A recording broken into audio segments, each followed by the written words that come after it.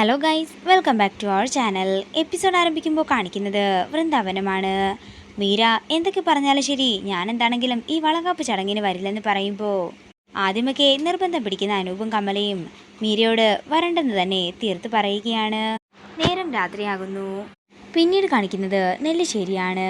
അലമാരയിൽ നിന്നും തൻ്റെ ഒരു പഴയ സാരി എടുത്ത് കയ്യിൽ പിടിച്ച് നിൽക്കുകയാണ് അർച്ചന. അല്ല, ഇതെന്താ സാരിയൊക്കെ ആയിട്ടെന്ന് സച്ചി ചോദിക്കുമ്പോൾ അത് പിന്നെ നാളത്തെ ചടങ്ങിന് ഉടുക്കാൻ വേണ്ടി എടുത്തതാണെന്ന് അർച്ചന പറയുന്നു. സാരിയൊക്കെ കൊള്ളാം, പക്ഷേ എൻ്റെ ഭാര്യ എന്താണെങ്കിലും നാളത്തെ ചടങ്ങിന് ഈ സാരി ഉടുക്കണ്ട എന്ന് പറഞ്ഞുകൊണ്ട് ഒരു പുതിയ സാരി അർച്ചനയുടെ കയ്യിലേക്ക് കൊടുക്കുകയാണ് സച്ചി. എനിക്ക് മറ്റെന്തിനേക്കാളും വലുത് തൻ്റെ സന്തോഷം തന്നെയാണ്. ഇത് കേൾക്കുന്ന അർച്ചന കണ്ണുനീരോടെ ചോദിക്കുകയാണ്, അപ്പോൾ സച്ചിയേട്ടനെല്ലാം നേരത്തെ തന്നെ കണക്കുകൂട്ടി വെച്ചിരിക്കുകയായിരുന്നു അല്ലേ? പിന്നല്ലാതെ ഇതൊക്കെ എൻ്റെ കടമയല്ലേ എന്നും സച്ചി പറയുന്നു. താൻ ജീവൻ പോലും പണയം വെച്ച് ഈ കുടുംബത്തിന് വേണ്ടി എന്തൊക്കെയാ ചെയ്യുന്നത് എന്ന് സച്ചി ചോദിക്കുമ്പോൾ അതൊക്കെ എൻ്റെ കടമയാണെന്ന് പറയുകയാണ് അർച്ചന. സന്തോഷവും സ്നേഹവും അനുഭവിക്കേണ്ട സമയത്തെല്ലാം ടെൻഷനും കഷ്ടപ്പാടുകളും മാത്രമാണ് തനിക്ക് ഉണ്ടായിട്ടുള്ളത്. കഴിഞ്ഞതൊക്കെ കഴിഞ്ഞു. ഞാൻ എന്താണെങ്കിലും ഇനി കുറച്ച് നാളത്തേക്ക് ഓഫീസിൽ പോകാതെ തൻ്റെ കാര്യങ്ങൾ നോക്കി ഇവിടെ ഇരുന്നാലോ എന്നാ ആലോചിക്കുന്നത്. അയ്യടാ, എന്നിട്ട് വേണം ഓരോരുത്തർ ഓരോന്ന് പറയാനായിട്ട്. നാളത്തെ ഈ ചടങ്ങൊന്ന് കഴിയട്ടെ. ഭർത്താക്കന്മാരുടെ കടമ എന്താണെന്ന് ഞാൻ തനിക്ക് കാണിച്ചു തരുന്നുണ്ടെന്ന് സച്ചി പറയുമ്പോൾ നാളെ മുതൽ ഞാൻ ഇനി എന്തൊക്കെ കാണേണ്ടി വരും ഈശ്വര എന്ന് പറയുകയാണ് അർച്ചന. അങ്ങനെ അവർ സംസാരിച്ചു കൊണ്ടിരിക്കുന്ന സമയത്ത് കതകിൽ ആരോ തട്ടുകയാണ്. ഈ സമയത്ത് ആരായി വിളിക്കുന്നതെന്ന് ചോദിക്കുമ്പോൾ ഞാൻ പോയി നോക്കാമെന്ന് സച്ചിയോട് അർച്ചന പറയുന്നു. അത് മറ്റാരുമല്ലായിരുന്നു, അവന്തികയായിരുന്നു. ഞാൻ നിങ്ങളോട് രണ്ടുപേരോടും ഒരു കാര്യം പറയാൻ വേണ്ടിയാ വന്നത്. രാത്രി നിങ്ങളെ ബുദ്ധിമുട്ടിച്ചതാണെന്ന് എനിക്കറിയാം, പക്ഷേ അച്ഛൻ്റെ വിഷമം കണ്ടിട്ട് എനിക്ക് പറയാതിരിക്കാൻ ആകുന്നില്ല.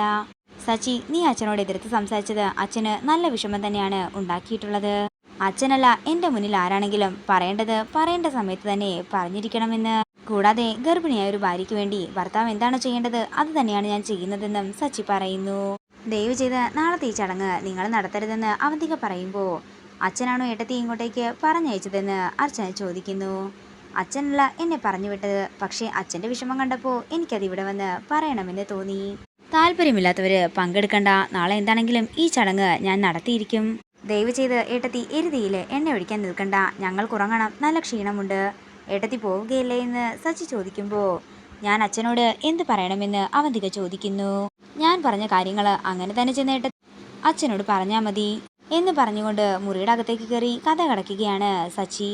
തുടർന്ന് അവന്തിക മനസ്സിൽ പറയുകയാണ്, അവൻ്റെ ഒരു അഹങ്കാരം കണ്ടില്ലേ, കാണിച്ചു കൊടുക്കുന്നുണ്ട് ഞാൻ. പിന്നീട് കാണിക്കുന്നത് മുറിയിൽ കയറി വിഷമത്തോടെ ഇരിക്കുന്ന അർച്ചനയാണ്. സച്ചേട്ടാ, ഒന്നുകൂടി ആലോചിച്ചിട്ട് പോരെ നമുക്ക് ഈ ചടങ്ങ് നടത്തുന്നതെന്ന് അർച്ചന ചോദിക്കുമ്പോൾ ഇനിയൊന്നും ആലോചിക്കാനില്ലെന്നും നാളെ തനിക്ക് വേണ്ടി ഒരു സർപ്രൈസ് തന്നെ ഞാൻ ഒരുക്കിയിട്ടുണ്ടെന്നും സച്ചി പറയുന്നു. അത്രയും പറഞ്ഞിട്ട് അർച്ചനയെ ചേർത്ത് പിടിക്കുകയാണ് സച്ചി. പിന്നീട് കാണിക്കുന്നത് അവന്തിക മുറിയിലേക്ക് പോകുന്നതാണ്. ഞാൻ ഇത്രയൊക്കെ സംസാരിച്ചിട്ടും അവന് കാര്യങ്ങളൊന്നും മനസ്സിലായില്ലെങ്കിൽ അതങ്ങ് നടപ്പിലാക്കി കൊടുത്തിട്ട് അവനെ കാര്യങ്ങളെല്ലാം മനസ്സിലാക്കി എടുക്കണം. അത്രയും പറഞ്ഞുകൊണ്ട് അവന്തിക മൂർത്തിയെ വിളിക്കുകയാണ്. കാര്യങ്ങളെല്ലാം സെറ്റല്ലേ എന്ന് ചോദിക്കുമ്പോൾ അവന്തികയുടെ ഒരു വാക്കിന് വേണ്ടി ഞങ്ങൾ കാത്തിരിക്കുകയാണെന്ന് മൂർത്തി പറയുന്നു.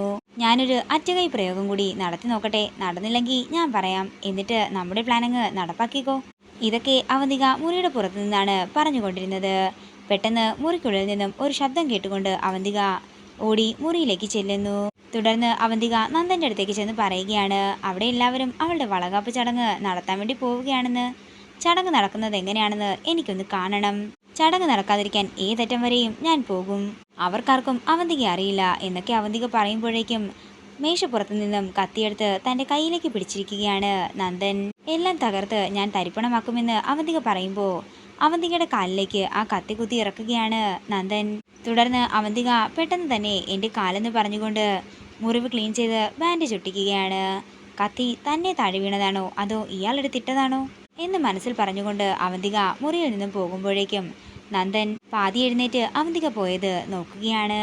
നേരം പുലർച്ചെയാകുന്നു. പിന്നീട് കാണിക്കുന്നത് വളകാപ്പ് ചടങ്ങിൻ്റെ ഒരുക്കങ്ങളെല്ലാം നടത്തുന്ന അനഘയും ധനുഷിനെയും സന്ദീപിനെയുമാണ്.